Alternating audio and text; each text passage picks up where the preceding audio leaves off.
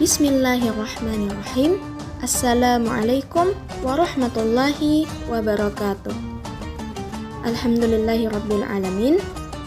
Pada kesempatan ini, kami dari kelompok 8 akan mempresentasikan artikel kami, yakni konsep pemikiran Taha Hussein. Sebelumnya, saya akan memperkenalkan anggota kelompok saya. Yang pertama saya sendiri, Ummu Zahra, Dinda Dalilah, dan Yustika. Wacana pemikiran kontemporer terhadap doktrin-doktrin Islam telah membelah umat Islam menjadi dua arus utama. Pertama, arus dari kelompok yang berpikir jernih dan rasional di satu sisi. Kedua, arus dari kubu yang agak emosional dan tradisional. Arus yang kedua biasanya cenderung terlalu berhati-hati memandang warisan ajaran-ajaran Islam. Di samping itu, kelompok ini cenderung memperlakukan ajaran agama sebagai sesuatu yang disakralkan, sehingga sulit untuk menerima perubahan. Sementara itu, arus yang pertama biasanya hanya dilakukan oleh para akademisi, baik di kalangan umat Islam maupun non-Muslim, atau elemen-elemen anti-Islam yang berusaha mendiskreditkan Islam. Dalam bidang pendidikan, upaya mereformasi bidang ini bagi umat Islam merupakan suatu keharusan jika ingin mencetak generasi masa depan yang lebih baik. Konsep dasar pembaharuan pendidikan harus didasarkan pada asumsi-asumsi dasar tentang manusia menurut ajaran Islam. Filsafat dan teori pendidikan Islam yang dijabarkan dan dikembangkan berdasarkan asumsi-asumsi tentang manusia dan lingkungannya.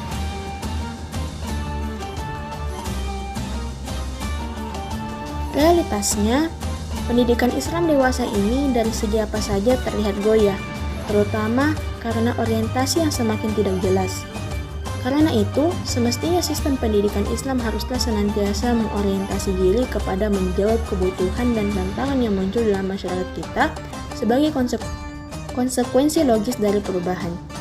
Jika hal ini tidak dilakukan, maka pendidikan Islam di Indonesia akan ketinggalan dalam persaingan global. Begitu pula pada sektor keagamaan mengenai syair jahiliyah, adapun mengenai kebudayaan politik juga harus mengalami perubahan. Taha Hussein merupakan salah seorang pribadi muslim yang telah banyak memiliki gagasan bagi kemajuan umat Islam, termasuk dalam bidang pendidikan, agama, kebudayaan maupun politik.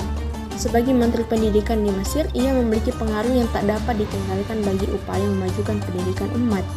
Di sini akan kita kaji lebih mendalam atas pandangan Taha Hussein dalam reformasi agama, kebudayaan, pendidikan, dan politik di kalangan umat Islam. Meskipun saat Taha Hussein melakukan hal ini di kawasan Mesir, substansi reformasinya bisa dijadikan acuan pula bagi umat Islam di Indonesia, karena secara kultural, Mesir banyak memiliki titik temu dengan Indonesia, terutama dalam ranah teologi Sunni. Di sini, kami akan membahas tentang biografi Taha Hussein dan bagaimana gagasan sekularisasi Taha Hussein. Biografi Taha Hussein. Taha Hussein lahir pada tanggal 14 November 1889 di desa Izbat Al-Kilu dekat kota Magagah di Mesir. Ketika berumur 5 tahun, ia terkena penyakit mata, namun keadaan ini tidak menghalangi orang tuanya untuk mengirim Taha ke Kairo untuk belajar di Al-Azhar beserta saudaranya yang lebih dulu datang ke sana. Karena tidak puas belajar di Al-Azhar dan di samping gagal memperoleh diploma alimiah, Taha Hussein kemudian pindah ke Universitas Mesir yang pada saat itu baru dibuka. Ia meraih gelar doktor pada universitas tersebut melalui disertasinya yang berjudul Zikra Abi Al-A'la pada tahun 1914 dengan memperoleh predikat cum laude, Jayyid Jiddan. Sesudah menyelesaikan studinya di Universitas Mesir, beberapa kali Taha mengajukan lamaran untuk memperoleh beasiswa studi di Prancis dan baru diperoleh pada bulan Desember 1915.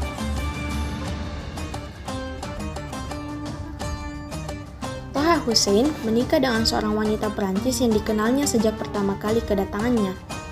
Sesudah kembali di Mesir pada tahun 1921, ia diangkat menjadi guru besar untuk sejarah Romawi dan Yunani kuno pada Universitas Kairo.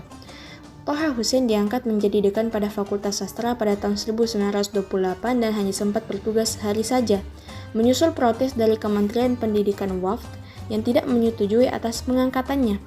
Pada tahun 1930, ia dipilih menjadi dekan lagi pada fakultas yang sama, akan tetapi di bawah kediktatoran pemerintahan Ismail Siddiq. Toha akhirnya terlibat konflik dengan Menteri Pendidikan dan tidak lama sesudah itu ia kemudian dipensiunkan.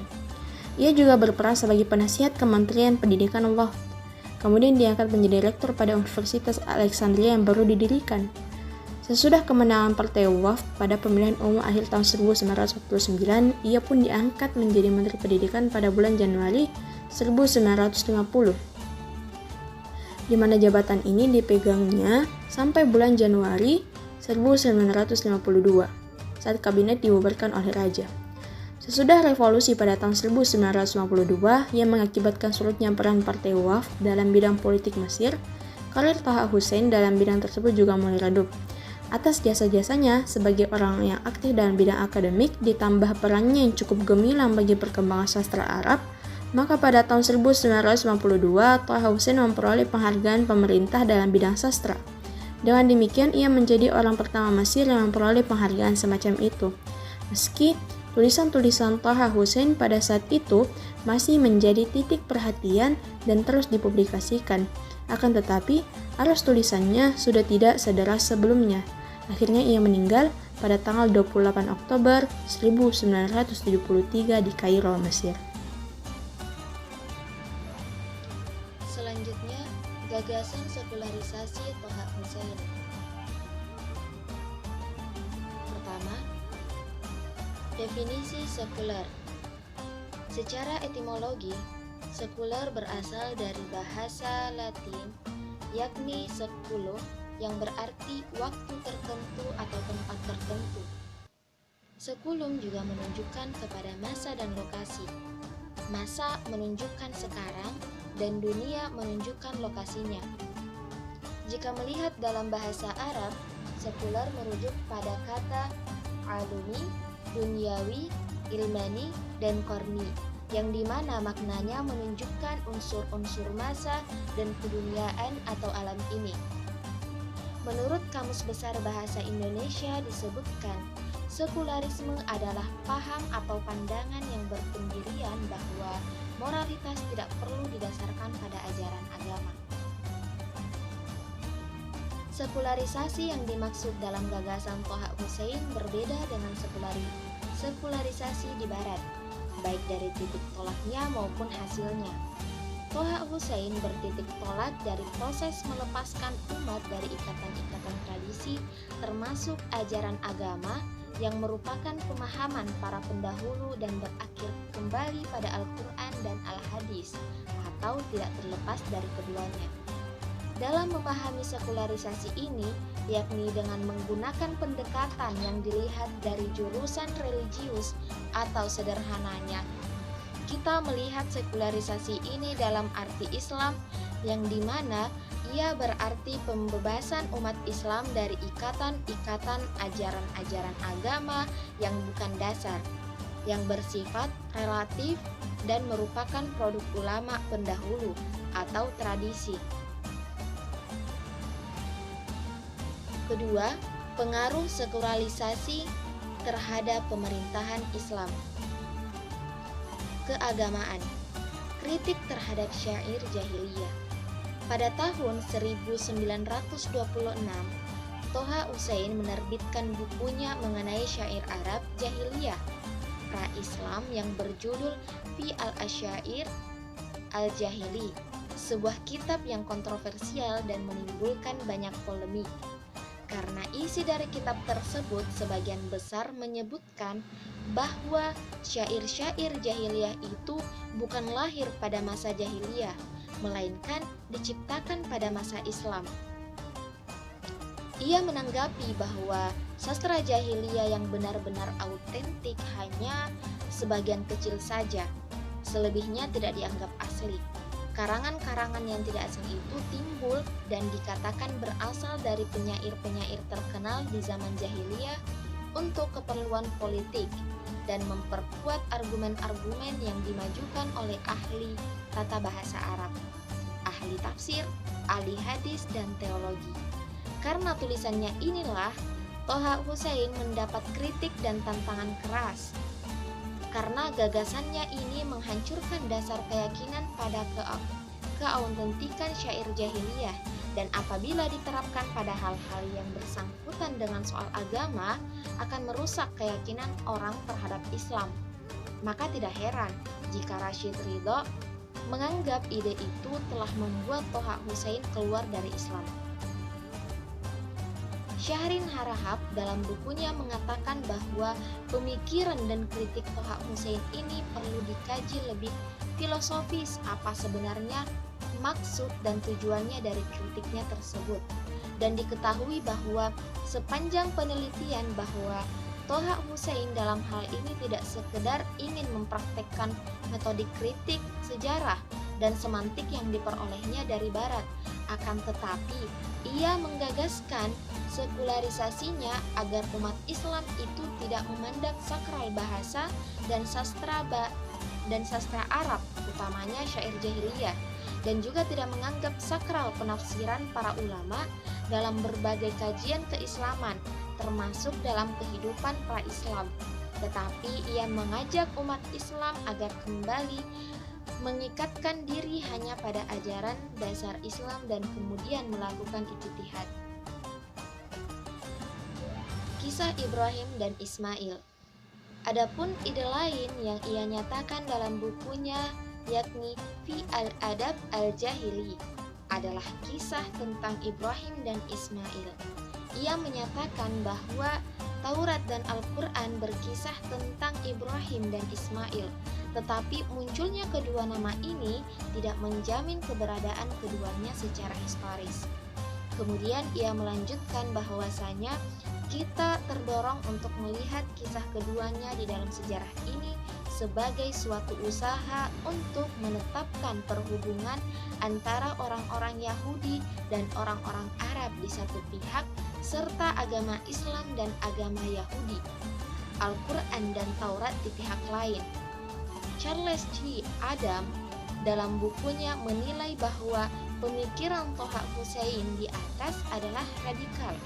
Ulama konservatif menganggapnya sebagai usaha melemparkan keraguan-raguan terhadap keautentikan Al-Quran dan Al-Hadis, serta melemparkan keraguan-raguan terhadap ahli-ahli tafsir dan fikih yang terkenal di masa lampau. Selanjutnya, kebudayaan.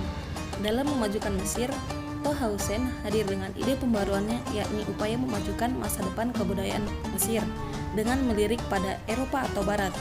Mesir pada hakikatnya bukanlah negara timur, tetapi bagian dari negara barat. Karena peradabannya adalah peradaban yang didasarkan atas falsafat Yunani dan sistem hukum Romawi. Toha Hussein mengutarakan 4 alasan untuk dapat mengadopsi barat.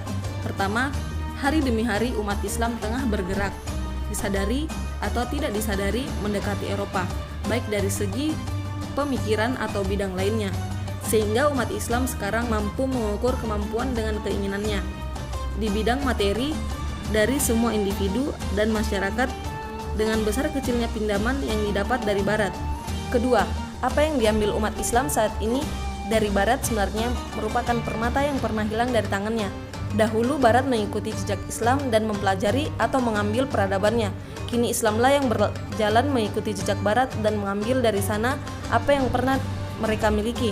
Ketiga, ia berpendapat bahwa kehidupan Eropa bukanlah kehidupan yang penuh dengan dosa dan maksiat semata, tetapi di sana mengandung kebaikan dan manfaat. Keempat, ia mengemukakan tinjauan sejarah. Toha Hussein berpendapat bahwa jika berdialog dengan sejarah umat Islam, khususnya masa Daulah Umayyah maupun Daulah Abbasiyah, maka akan ditemukan bahwa kita umat Islam dahulu tidak pernah merasa takut ataupun enggan untuk mengambil sesuatu perangkat yang membawa kemajuan dari kebudayaan Persia dan Yunani. Dengan mengadopsi peradaban Barat tanpa mengambil agamanya, umat Islam diyakini dapat menuju kemajuan modern. Faktor kemunduran umat Islam salah satunya dengan penjajahan Turki yang membawa penghancuran pada peradaban Islam. Toha Hussein beranggapan bahwa umat Islam harus berusaha menempuh jalan orang-orang Barat agar bisa setara dalam peradaban. Dari sini kita dapat melihat bahwa Toha Hussein ingin memisahkan urusan agama dengan urusan dunia. Untuk membangun sebuah peradaban yang maju, maka umat Islam harus mengambil contoh dan mengikuti jalan peradaban yang terbukti maju. Selanjutnya yaitu C. Pendidikan. Dalam memajukan peradaban suatu bangsa, maka kualitas pendidikan juga perlu ditingkatkan, tak terkecuali bagi Mesir.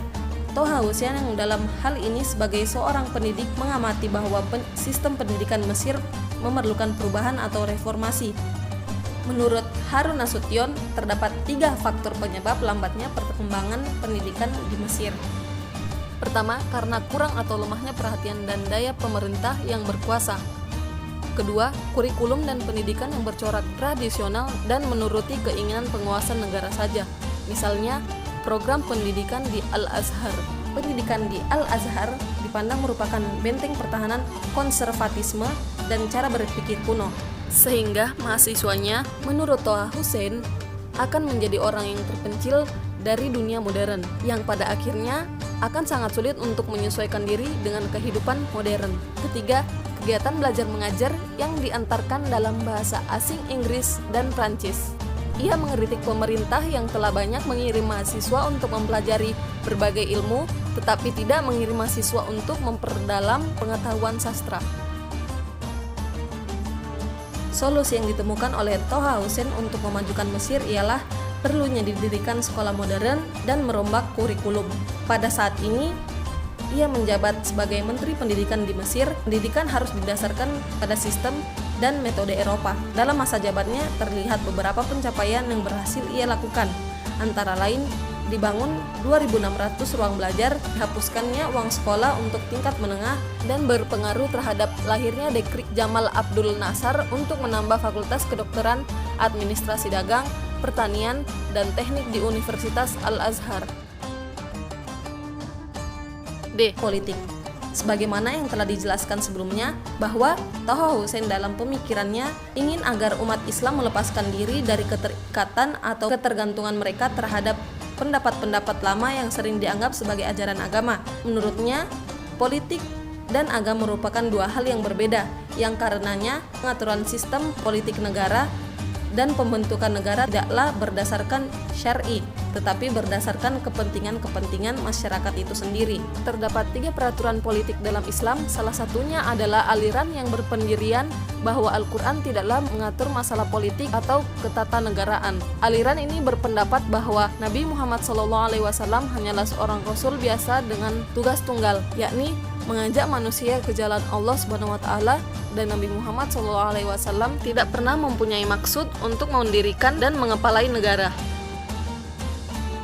Dalam gagasannya, ia mengatakan bahwa sesungguhnya politik adalah sesuatu dan agama adalah sesuatu yang lain, dan sesungguhnya sistem pemerintahan dan pembentukan negara adalah atas dasar manfaat-manfaat amaliyah, bukan sesuatu yang lain.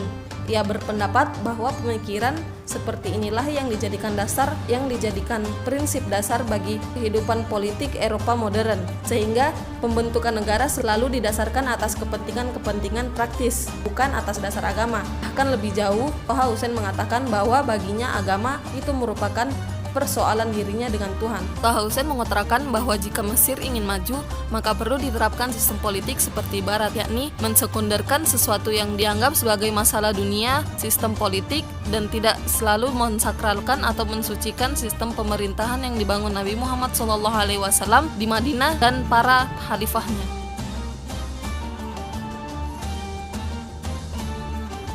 Dan yang terakhir, kesimpulan dari makalah kami ialah sekular berasal dari bahasa Latin yaitu seculum yang berarti waktu tertentu atau tempat tertentu. Dilihat dari bahasa Arab, sekular merujuk pada kata alumi, duniawi, ilmani, dan korni, yang dimana maknanya menunjukkan unsur-unsur masa dan keduniaan atau alam ini. Menurut Kamus Besar Bahasa Indonesia disebutkan sekularisme adalah paham atau pandangan yang berpendirian bahwa moralitas tidak perlu didasarkan pada ajaran agama.